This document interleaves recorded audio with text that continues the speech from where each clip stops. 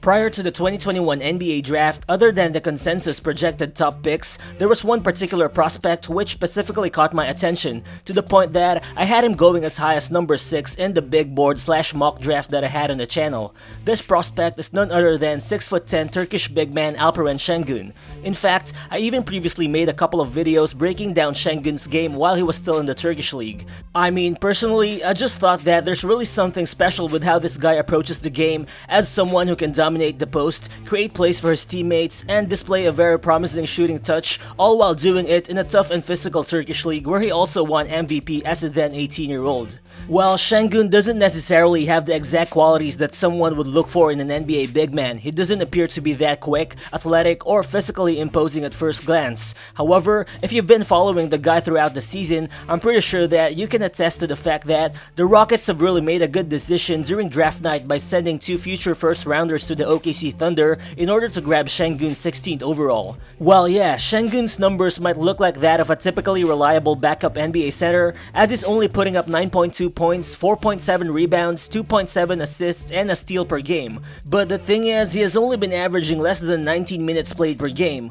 Well, sure, not every player can be on the floor for extended minutes to say the least, but looking further, Şengün's per 36-minute numbers would tell a whole different story about how he impacts the game, as his per 36 stats read a dominant 17.8 points, 9.2 rebounds, 5.3 assists, and 2 steals per game, which stats are even a little bit better than Nikola Jokic's per 36 numbers during his rookie season. To top it off, Şengün's current 19.01 player efficiency rating not only leads all rookies, but also ranks in the 86th percentile of the NBA already. But yeah, projecting Şengün to be the next Nikola Jokic this early would be totally ridiculous. However, the production that he brings even in limited minutes just shows us a glimpse of how much more dominant he can truly become once fully unleashed as a future offensive hub for the Houston Rockets. So what's good guys, it's Real Balls here, and in this video, we'll dive deeper into Alperen Şengün's game and we'll talk about why this guy has the potential to be the NBA center of the future. But before we move on, if you guys enjoyed this video, please make sure to show your support for the channel by hitting that like button. It only takes a second of your time, but it definitely goes a long way and it would be much appreciated. So let's get to it.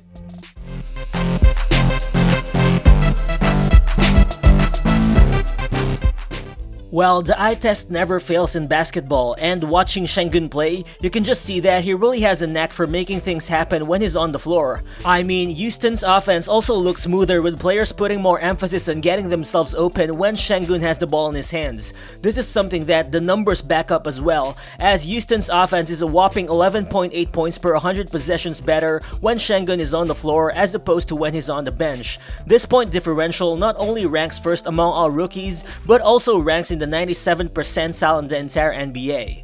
But how exactly is Şengün dominating even in limited minutes? Well, I think it all starts with his incredible vision and playmaking. At only 19 years of age, Şengün's passing is already at a level more advanced than a ton of other big men in the league. While for sure, Nikola Jokic is the gold standard for playmaking centers, as his ridiculously high 38.2 assist percentage ranks as the best among all NBA big men. However, Şengün's not far off from him, as his 22.6 assist percentage already ranks in the 94th percentile among all NBA bigs. That percentage already ranks ahead of other playmaking bigs like Domantas Sabonis, Karl Anthony Towns, and Bam Adebayo.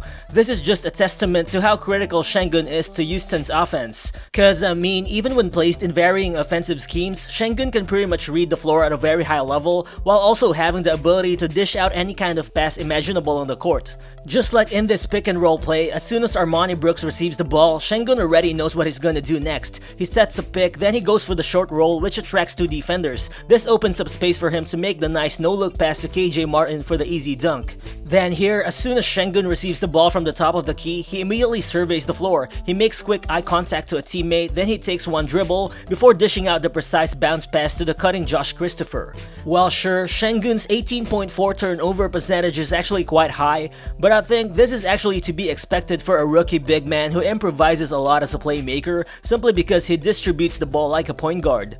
But when you see more of the fancier and more creative passes that he makes, you'd actually see why the Rockets are letting Şengün just do his thing on the court. Just like in this clip, watch Şengün dribble his way into the paint from the top of the key. Then, as he's trapped by 3 defenders in the restricted area, he calmly surveys the court before he eventually throws a one-handed behind the back pass on the way to an open Josh Christopher who drains the wide open 3. And again here, watch Şengün work on the post. He does a quick spin to escape his man, which forces the help defense to come before dishing out a one-handed behind the back no-look dime to David Nwaba underneath the rim. These ridiculous passes that he's been dishing out are proof that this guy already understands how to get the ball to his teammates in the most creative ways possible when defenses are trapping him on the floor, which shows that Şengün's passing ability also complements the Rockets system, which has placed a huge emphasis on ball movement. Because of this, it's also worth noting that prior to Houston's 7-game win streak, the team ranked as the second worst passing team in the league, averaging just 20.6 assists per game, but over their past 13 games, they have been tied for the third best assist mark in the league with 27.4 dimes per game. And I think it's no coincidence that the team's recent uptick in assists also coincides with Şengün getting more minutes as of late, as he's averaged 19.2 minutes over his past 10 games, which is actually the most minutes he's played over a 10-game stretch so far in his career.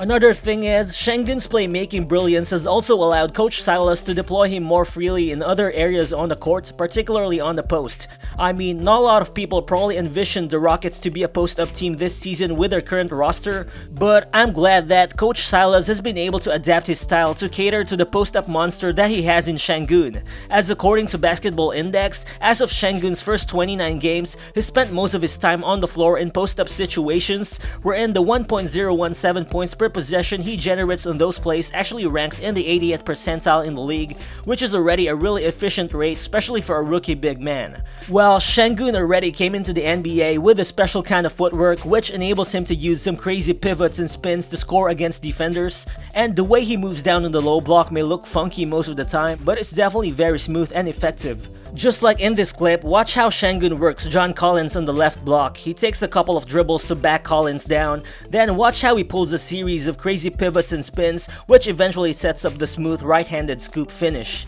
And again here, as Şengün receives the ball on the high post, watch how he patiently works his way to the paint against Bobby Portis. Then once he's near the rim, he uses a quick shot fake, then he pulls a crazy double pivot move which sets up a left-handed scoop shot this time around. So as you can see, Şengün can already move quality big man defenders on the post, and though his post moves aren't flashy, his ability to finish with both hands and catch defenders off guard with his bag of tricks already makes his post game elite. Well, the thing is, Şengün is only averaging 2.1 post-up attempts per game, but if he keeps putting up efficient numbers down low as he's currently doing, you can expect the Rockets to start relying more and more on his post game sooner than later. But even without posting up, what I like about Şengün is that he can also create his own shot off the dribble as he attacks the rim from the perimeter.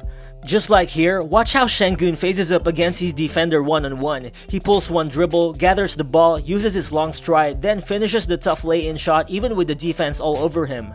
And here, as Şengün receives the ball from the top of the key, he just quickly attacks the lane, then again you see the quick gather before he throws the one-handed poster dunk all over the defense. So as you can see, Şengün already has the ability to finish around the paint in a variety of ways. As a result, his 2.8 points in the paint per game average ranks third among all rookies, only behind Evan Mobley and Scottie Barnes. Because of this, teams have increasingly tried different kinds of coverages to slow down Şengün's interior production as of late.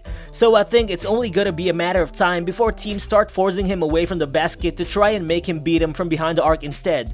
But the thing is, Şengün has yet to show consistency as an NBA level 3-point shooter. He's currently just shooting 27.8% from deep on a very limited 1.2 attempts per game. However, if you watch him shoot threes, you can definitely see that he has a pretty consistent stroke and a nice arc to his shot. It just doesn't look broken at all. Şengün also doesn't seem to hesitate firing away whenever he's open or when he's in the right position, meaning he's actually a willing shooter. Plus he's only 19, so I think there's enough reason to believe that his 3-point shot could eventually land at least in the mid 30%. That should enable him to be almost untouchable on the offensive end. But yeah, coming into the NBA, defense was another area of concern that scouts had with Şengün, and the numbers also suggest that this could actually hold ground, as Houston is allowing opponents to score 3.5 more points per 100 possessions whenever he's on the floor. This puts him in the 29th percentile of the league in terms of defensive plus-minus rating. However, I personally don't think Şengün is a bad defender at all. I mean, sure, whenever he's guarding isolations or ball screens in the perimeter, he sometimes looks too eager to leave his feet, or he sometimes lunges forward towards his man. This usually puts him in trouble, especially against guards. Still, whatever Şengün lacks in terms of foot speed, he offsets with his constantly active hands and great anticipation. This is actually supported by his 2.7 steal percentage, which ranks in the 91st percentile, and 4.2 block percentage, which ranks in the 88th percentile of the league. And believe it or not, Şengün has been much better in terms of guarding quicker players in space as of late. Just like here, watch how Şengün reads the offense. First, he hedges towards the big man who has the ball, then once Desmond Bane receives the handoff, watch how Şengün slides his feet and how well he times his jump to block the shot attempt. Again here, Şengün picks up the much quicker Killian Hayes on the switch, but as Hayes attacks, watch how well Şengün moves laterally as he completes the play with another block. Well, sure, Şengün still commits a lot of fouls. He's averaging 7.9 personal fouls per 100 possessions, but as the eye test suggests, he's already trending towards being able to keep up in terms of defending in the perimeter. And as has typically been the case, young bigs like Şengün who aren't that notably slow still usually end up as plus defenders once they fully adapt to the pace of the NBA. But regardless of what Şengün still lacks, the production, the skill set, and the maturity that he brings to the game even as a rookie who's playing limited minutes is just really undeniable. He might not be the highlight reel that Jalen Green is, but day in and day out, Şengün is looking more and more like the Houston Rockets' next franchise cornerstone. And in today's era wherein the NBA values bigs who can do a little bit of everything more than ever, at least to me, Alperen Şengün looks like a future top 10 player. So what do you guys think is Alperen Şengün's realistic ceiling? Feel free to drop your thoughts in the comment section below, and if you're new to the channel, please consider subscribing as well. Again, this is Real Balls, and I'll see you on the next one. Peace.